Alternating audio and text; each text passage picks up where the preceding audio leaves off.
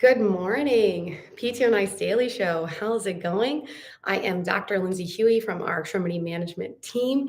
I'm excited to be here with you on a clinical Tuesday. I also have my colleague, friend, and WOD buddy, Sam here. She's going to be our model today. It is Clinical Tuesday, so we are going to share with you some clinical excellence as it relates to the elbow exam. So in extremity management, if you've taken our course, you know a simple yet focused exam is our pride and joy, and that is what really leads us to our treatment. So I am going to demo what a great elbow exam looks like, one that is supported by our most recent clinical guidelines by Lucado et al. That was done in 2022. So we'll review the standardization involved in the exam, and literally I'm just going to show it to you so you can have this and save it in your back pocket and then practice it in the clinic. So thanks for joining us today. So first things first, we really want to get, if we expect or in our subjective and found, right, that person complains of pinpoint tenderness in that lateral elbow, and then they also complain of some kind of ags that are related to loading the lateral elbow, and gripping is usually a number one complaint. From a history perspective, it's usually some history of like repetitive work. A lot of our factory workers, our baristas, our racket sports, right? We know common knowledge or common terminology would say this is tennis elbow or lateral epicondylitis. But no, we are really looking at a lateral elbow tendinopathy. For most of the humans we're going to see in the clinic and for elbow conditions, that's really the most prominent. So know this exam really highlights things that blip for someone with lateral elbow tendinopathy, but no, it's a great exam for all elbow conditions. But the exam things that I'll highlight from Lucado et al. Are specific to lateral elbow tendinopathy. So first things first, we are going to gather a grip measurement, and we're going to use our dynamometer, and we have the very economical one from Amazon, and we're going to grab an elbow bent and an elbow straight. We're going to be really purposeful that Sam's feet are flat on the ground, and we'll measure it that way every time. Her calves are up against the back of the table. We are measuring and gathering data from a whole human, so we standardize everything, right, in case there's any nerve tension on board. And we're going to be in this neutral grip. And so rhythm in a typical exam is you'll test uninvolved side to involved side. For today's intensive purposes for efficiency, we're just going to show you how we test the right side, but appreciate that we would test that uninvolved and then involved to gather a standardization during the exam. So Sam is going to do elbow bent, and she's going to grip at a 90-90 position. We want to not only grab a pain-free grip in this position, but a max grip, right? And we know that max grip is often what's going to bring on elicitation of pain symptoms. If anything blips, right, we'll mark that asterisk on our body chart and in our notes. And then Sam is going to go ahead and go arm straight, her at 90 degrees, elbow extended, and then she would do it again. And we gather two measurements here, right? Pain-free grip, and then we'd measure max grip. That is all we'll do in sitting. The rest will be done in supine. So Sam is going to go ahead and lay in supine. Okay, and bear with us while we adjust these cameras. And on YouTube, I'm sorry, I can't get this cloudiness away. It is not cute, but this is what we got. So now I'm going to raise Sam up to my comfortable position and for a better viewing angle. That's usually about mid-thigh for me, and for you, that would be a great target. Before I even lay my hands on Sam, we are going to standardize her position in supine. So what we're going to do is I'm going to come all the way down to where her feet are, and I'm going to take the heel of my hand to my longest finger, right? For some folks, that's the third, and some folks, that's the fourth digit. Wherever your digits find you, you are going to use that as your measure from her medial calcaneus to the other. And then I'm just going to let her legs just relax. I don't want legs crossed, legs wide. I want to standardize that my hand length. I'm evaluating the right side. So this left hand is going to be on her umbilicus. We are then going to make sure that her pillow is just under her neck and not propping up her shoulders. This happens in all of our extremity evaluations, that we standardize our position on the table. Next, we're going to do a range of motion exam. So the top things we really want to hit today and do with excellence, besides grip strength, is we want to look at not only range of motion of the elbow, but Lucado et al. Would say a great exam includes evaluation of the wrist as well. So we will look at range of motion of the elbow and the wrist. We will look at manual muscle testing of both of those, and we will look at palpation. And that will be all we do. That's our simple yet focused exam. So I'm going to come in and support just proximal to that olecranon for Sam. And I'm going to have a pretty firm grip, but you'll notice my body sinks here first to hold that. And you'll see kind of a deformation of the table. So I sink here, and then I'm going to keep her in this anatomical position. I'm not going to change around pronation, supination to start. So for flexion, I'm going to go flexion in line with her humerus, then flexion, abduction, flexion, adduction. Then I'm going to go into extension of the elbow. And again, this is firm hand proximal. This distal hand, it's a body sink, right? I'm not cranking on her arm with my arm. I'm sinking in and just seeing what's that natural kind of extension carrying angle for her. Then I'm going to go extension, abduction, sink. Okay. And then I'm going to go extension, adduction. And I'm seeing, does anything blip? Right? Because in that extended position, I'm putting that bicep on tension in different ways. Conversely, when I just did flexion, right, I'm putting the tricep, right, the elbow extenders on tension, and you might get some blipping there. Next, I need to look at pronation, supination. So I'm going to go pronation over pressure, and then supination over pressure. In our lateral elbow conditions, when we go into that pronation with overpressure, sometimes that stretch on that supinator can cause things to blip. So be mindful if you elicit symptoms there, that might be why.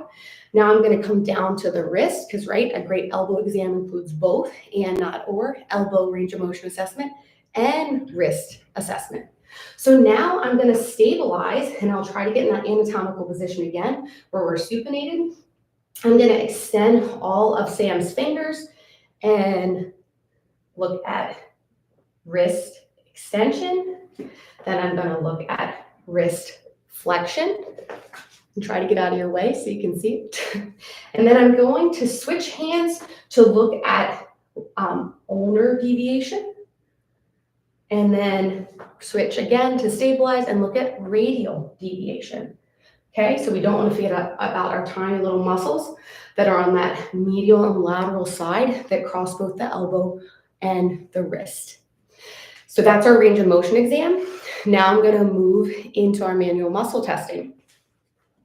So now we're going to be in this 90-90 position to grab the elbow flexors as a whole. Go ahead and pull towards you, Sam. And we're just going to try to do 3 to 5 second hold, right, to pick up on any neural fatigue. This is not a great test. I'm not trying to overpower Sam because in this position, of course, I could. I just want to see, does this blip? Go ahead and push now down into knee. So we did biceps. Now we're doing those tricep extenders or elbow extenders, right? Flexion, extension. Now I want to look at pronation, supination. And a lot of folks were taught, especially in PT school, let's go ahead and grab and make them grip and do it. Well, what's already painful in these folks? Their grip, right? So let's take that out of that because that might give us kind of a false positive of their symptoms, right? So let's take that out. I'm going to stabilize just proximal to that olecranon again. And I'm going to put Sam into pronation. And the hardest part is explaining to the patient what you're going to do. I'm going to say, Sam, I'm going to move your arm this way. I want you to go palm up. So go ahead and do that for me. So I'm testing supinator, right? And this distal hand is just proximal to her radius and ulna to give that overpressure. All I need to do now is just switch my stabilizing hand. And this time, right, I'm going to have Sam. So I put her in to pronation and she moved into supination. Now we're just going to literally do the opposite. I'm going to put her into that supinated position and now she's going to try to move into pronation. Okay? And then that would blip pronator teres or pronator quadratus. I need to keep moving down, right, to now the wrist. So now I'm going to see with Sam go ahead and flex that wrist, grab the wrist flexors as a whole. Don't let me push down. Hold that 3 to 5 seconds. Wonderful. Then I'm just going to switch my stabilizing hand. Go ahead, extend all those fingers, Sam, and then I want you to push into me. Beautiful. And then I'm going to have her go into radial deviation. Don't let me push in. I'm pushing into ulnar deviation. And then I'll switch my hands. And then I'm going to push her into radial deviation, but she'll be moving into that ulnarly deviated position. These are often forgotten to be tested. And that's a real missed opportunity because if those blip, let's say in lateral elbow or medial elbow, that's a treatment spot, right? Where we can myofascially decompress, dry needle, do soft tissue massage. So that's our manual muscle test, okay? Next, we're gonna do, and finally, palpation. And then I'll share one other little clinical pearl and we'll end the morning. So palpation, we wanna really make sure that we palpate all structures, those extra articular structures that cross both the elbow and then the wrist. So what I really want to emphasize is flat palpation, whether you're stacked or whether they're side by side. We're not savagely going vertical. We are doing nice body sink so that we sink through that skin tissue, that subcutaneous fat layer, and then we're down into the muscle. And we're always thinking to go perpendicular to that muscle as we palpate. So I'm going to move my body to do this. But for our bicep, right, which goes down like so, I need to be perpendicular. So I'm going to come up and over and sink. And I'm going to move out of the way for a moment just so you can see. But usually I want to be up on top of my structure I'm palpating.